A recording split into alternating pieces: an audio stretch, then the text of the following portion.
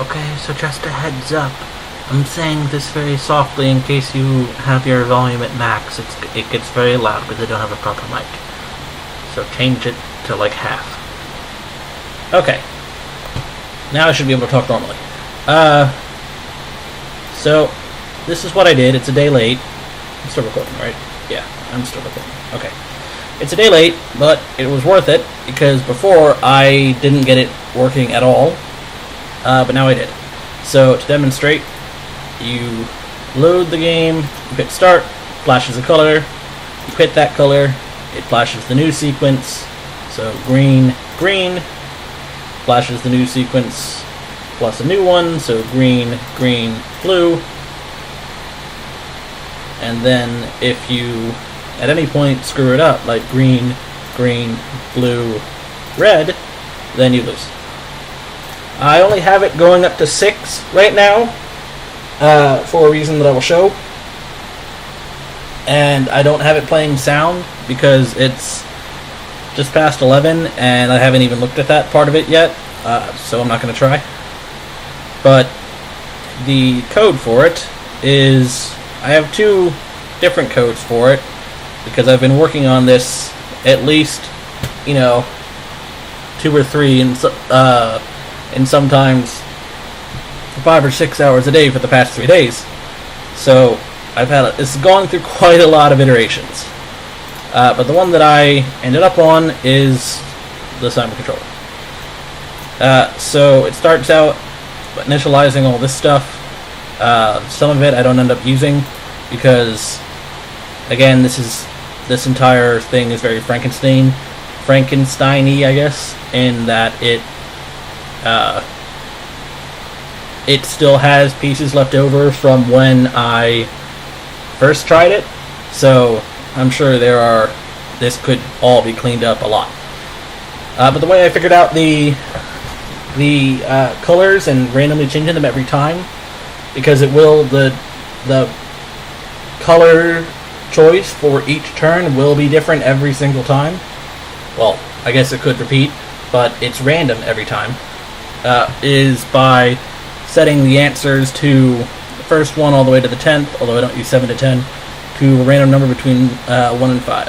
I don't know why. For some reason, Random Range includes 1, so it can be number 1, which in this case is red, but it can't be 5 because there is no 5. I don't know why. That's just how random.range works, I guess. Oh, and I should clarify, none of this was done using a tutorial. I did all of this. Well, obviously I had to look up definitions for like random.range and the timekeeping down lower, but I never watched a video. All I ever did was read basic definitions for, like, how do I get a random number? How do I pause encode? Stuff like that. So you get answers, and then you put the answers into an array. Square colors is associated with the color of a square, which we'll get to down here actually. So first is the start game. It's not just start. It's start game is run when the start button that is clicked, and that's when it starts doing the stuff. Before that, if you click them, it doesn't do anything. And when you hit it, it starts this subroutine, which is long, and I will get to it. But that is basically, this controls the colors flashing. So once you do that, it also jumps down to take a guess. Really, these should be reordered, but again, kind of late, I don't care. So it runs take a guess, and at that time, it doesn't run take a guess, I'm dumb. It runs the flashing numbers, and then when you click on one of the squares, then it will set your current guess to a number that is connected to the colors, which I will show. So if you click red, your answer becomes 1, green is 2, yellow is 3, blue is 4. And then whichever one you pick, it will then run or take a guess. This is where the current guess comes into play.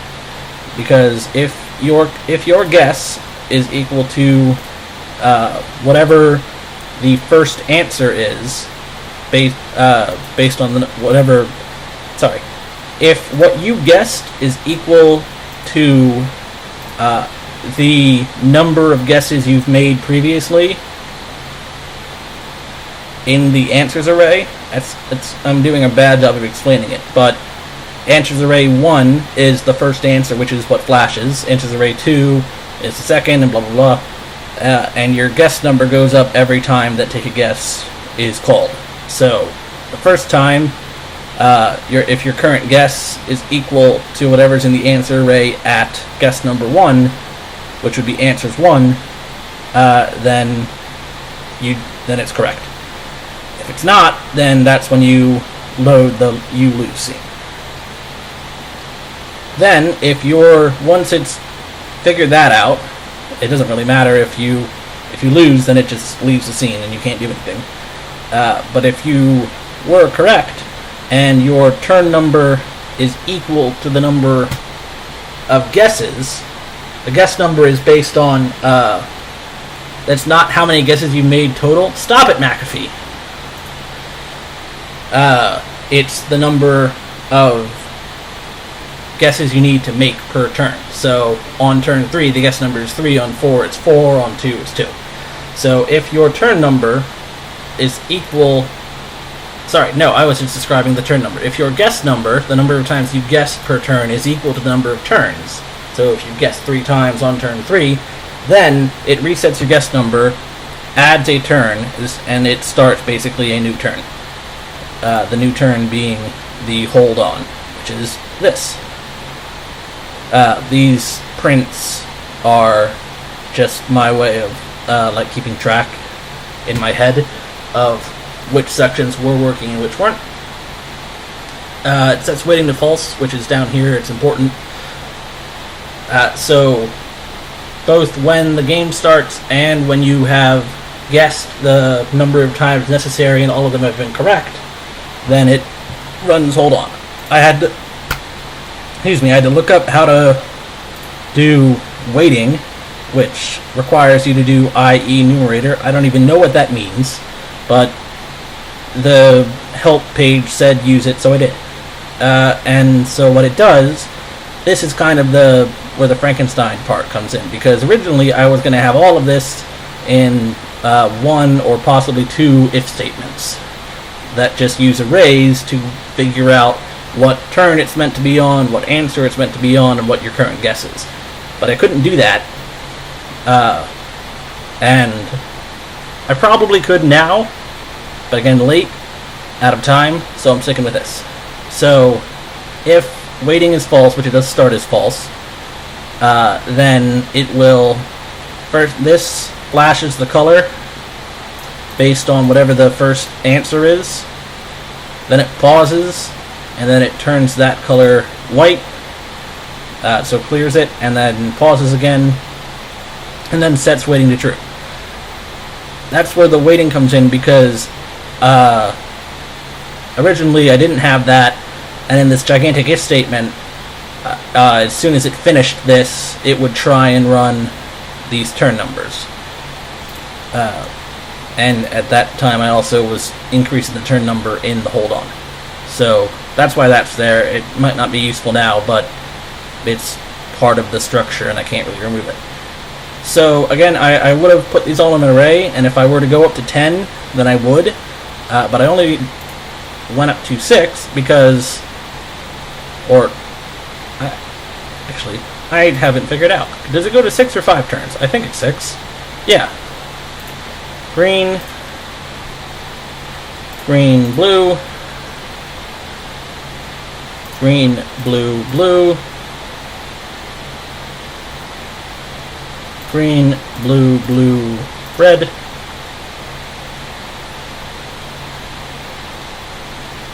green, blue, blue, red, which is 4, green, oh, I guess it only goes to 5, not 6. But with this system of just flashing them on and off in the order of the answers is brute forcing it. The more I go, the more essentially useless lines of code I have. So if I were to redo this, or fix it if I had more time, and set it to 10, I would need to use an array, because just going up to 5 is like from 158 to 250, so just under 100, and it would be exponentially getting bigger and bigger and bigger. So I didn't do that, because that would be a waste of code. But it does, I think that's everything. It works. It flashes on and off all the way up to 5. I referenced the... Oh, here's something. Weirdly, the buttons, I couldn't get them to change color, so I just... Like, this is the actual button, but for all of them, I have the button invisible. You can still interact with it, but it doesn't have a texture. Because I couldn't get it to change color, so I had instead to put squares behind them, which is why it looks weird, because these buttons are closer to the camera than the squares are. But when you actually play it, it doesn't really have that depth perception issue. But I couldn't change the color of the buttons, so I had to have these be the actual objects to change color. That's why in Color Manager, that's where the squares came in. Square ones, it would change the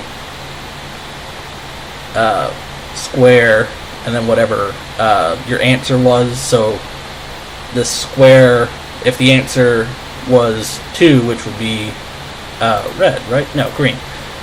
If it was green, then it would change the second one, square 2, that would change its color. But,